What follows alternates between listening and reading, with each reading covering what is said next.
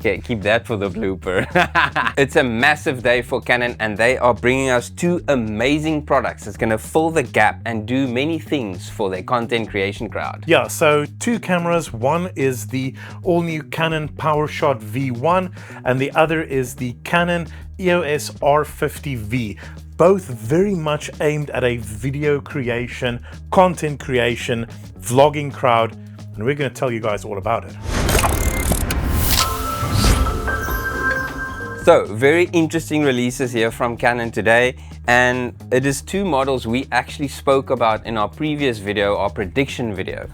So, as we mentioned, compact camera market is booming, so I think let's start off with the Canon PowerShot V1. Yeah, and just right off the bat, very interesting unit because a brand new sensor size from Canon within this.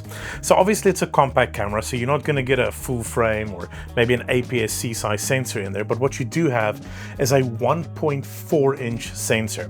So significantly bigger than the sensor that you're going to get in something like a G7X in Canon's kind of current higher end compact lineup.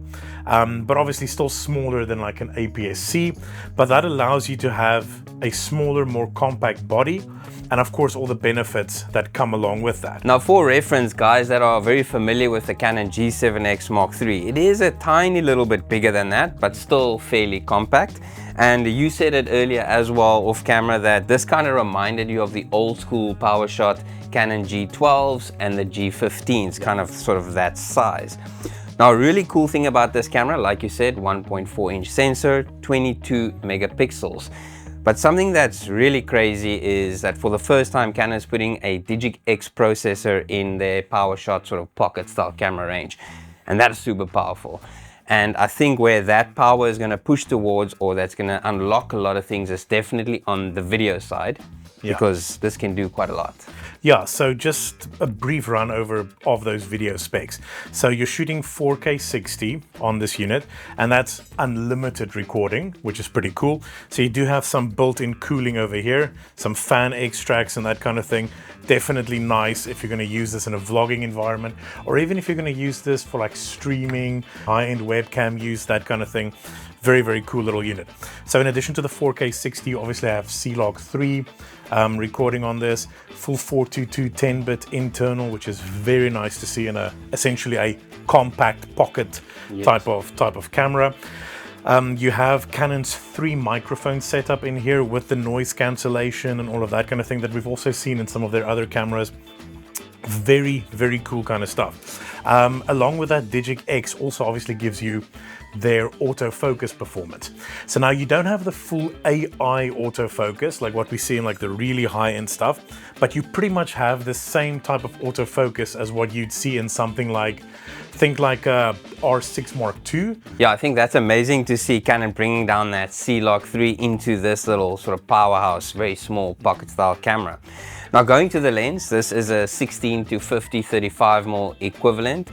So even though we are talking about video, definitely still capable as like a walk around street style, sort of family style kind of camera. 2.8 to f4.5 aperture on the lens. Now going to the body, as we mentioned, it's sort of like that G15, G16 kind of size. You have your microphone input, you have your headphone output, so perfect for monitoring your audio. You've got your USB-C fitting and a micro HDMI port. So for any video monitoring needs, you can do that. You do have the traditional sort of like flippy screen. You mentioned the vents early on as well. You are shooting on the LPE17 battery. So these are sort of like everywhere, pretty standard in Canon, sort of like smaller range, and it obviously uses an SD card. Just make sure you use the correct SD card when you are filming in those beefier 4K modes. Okay, so last thing to mention here is that even if you have bigger hands, it's actually quite a comfortable camera to hold. You have a tally lamp on the front here, which is super handy, and it uses Canon's smart hot shoe thing if you've got one of those fancy microphones or flashes to use on this. Yeah, very cool product from Canon. I think they're going to sell tons of these, as we mentioned in our previous videos and just now in the beginning of this video. Pocket cameras are making a huge comeback for stills and videographers alike. But something I'm more excited about is the next camera. So let's check it out, the Canon EOS R50V. So EOS R50V, a camera that we've been holding out for a long time. And it's something they definitely need in that sort of entry to mid-range video specs, I would say. Absolutely. So what do we have here? We essentially have a Canon EOS R50, which is like their most popular compact small entry into like the mirrorless market camera, but with a lot of the stills functionality stripped out and more video functionality pumped into it. And it's quite a lot of video technology, I would say, that's pumped into this little camera. And it's not just sort of like a firmware update. There's definitely a lot of cool things they've added in this camera that's going to make that sort of semi-professional client so happy. The best way to look at this camera is like, if you're aspiring to get into video work and content creation, video content creation specifically, Canon is finally delivering a budget-friendly option. So like, you don't have to go out and spend R5 money to get into it, and you're getting like 90% of the feature set that will get you there, and start building your kit with your lenses and your accessories and stuff for when you one day step into that kind of like pro league. It's amazing to see that they finally have something for the guys starting out down that journey. Now, it's interesting you mentioned R5 money, because when I look at the camera and I go through the menu specifically, it's identical to the R5 II sort of menu, especially when you go into your sort of video recording modes. It's very familiar. So that's really powerful stuff that you see in this sort of pocket camera. And that is also giving you the Canon C-Log3 profile. That's amazing to see. Yeah, and I mean, at the end of the day, it is again all down to that Digic X processor that has now pretty much proliferated Canon's entire like mirrorless market. Like, everything's got that in. So I'm sure you're going to see more of those like video-centric features coming down. In terms of the sensor on this unit, it's the exact same as what we have in the R50. So still a 24 megapixel APS-C sensor. Your 4K in this unit is 6K downsampled, which is very nice. You're getting quite a nice robust file, obviously with those codecs in there. Then in terms of your autofocus, again, you have pretty much everything except for the fancy AI stuff, which isn't quite ready for this type of, you know, camera yet. But you have all the planes, trains, automobiles, animals, humans, faces, eyes, like all the stuff that you need to shoot some really cool video. In this unit, we will not find IBIS, but there is, of course, digital stabilization.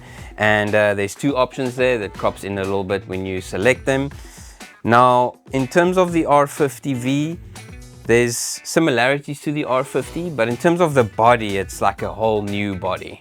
They've obviously removed the viewfinder because this is aimed at video content creators or beginner cinematographers. If we look at the body, there's a lot of cool things we can talk about here. The modal, first of all, is purely almost only video modes. There's only one photo mode, and that's kind of hilarious. It's the first time I've seen that on these kind of cameras. You do have the smart hot shoe. You of course have your microphone input, your shutter remote, your headphone output, USB-C, and also a micro HDMI. It is also shooting with the LPE17 battery and one SD card slot. Yeah. Really cool as well. You have your traditional tripod mount, but for vertical shooters, you do have one on the side. So no need to get a specific cage yet for this, but yeah, cool for the content creators out there that wants to do any vertical kind of shooting. Yeah, the other thing to note here is that they've completely changed this whole grip material, which I really like. It's like a nice textured material on here. Then you have your record button at the top. I mean, there's no like shutter button, you know, it's like everything is very video based. So like record over here. You also have a secondary record button on the front of the unit. Very cool. Very, very cool. Taily lamp on here as well to tell you when you're recording, which is such a nice thing to have. It just makes life so much easier. You also have now, for the first time, you have a dedicated little live button. So if you have this camera connected to your cell phone or your Wi-Fi network and you have it set up to stream directly, you know, onto Facebook and, you know, YouTube, whatever else you want to stream onto, you effectively have a one press solution once it's set up. So as long as it's connected, at any point you want to start streaming, you hit it, and you are A for away like immediately. It is very, very cool. You are streaming in full HD only, but of course you can output your 4K signal, you know, via the USB-C port or the HDMI, of course, if you want to stream like that.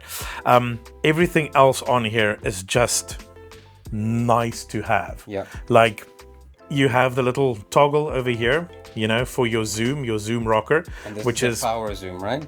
absolutely. So power zoom, brand new lens on here as well. This new 14 to 30 that they've got, and that also has the same power zoom functionality on the side. And what I really love about this is that this speed ratchets as well. So like if you flick it over to the tele side, it just goes and back. But if you do really gentle movements, like the zoom in and out is so smooth, so like precise, you can really do some cool stuff with it. And it's all internal as well, which I really appreciate, that you don't have this lens that's kind of like poking out in the front. Exactly. It is just a nicely thought out, nicely designed little ecosystem. Now I'm super excited for these two cameras that Canon has just launched, and I cannot wait for us to go out and actually shoot and test and look at the footage and maybe pull in the images and check the quality out. But overall, very positive, very exciting. And I kind of was saying off camera, like I really love it when brands bring out sort of like professional specs down to like a more cost-effective range, like they've done here with both of these models. I mean, having 10-bit C-Log 3 in these units is going to be amazing in the video community, and that's going to bring a lot of new inspiring filmmakers to invest in their brand and their product. And I think that's where these two cameras are going to dominate. I think this will be phenomenal, because you can essentially plug this into any production because you're shooting C-Log 3. It is really, really encouraging to see. And I absolutely love the thought process behind this. It just makes sense.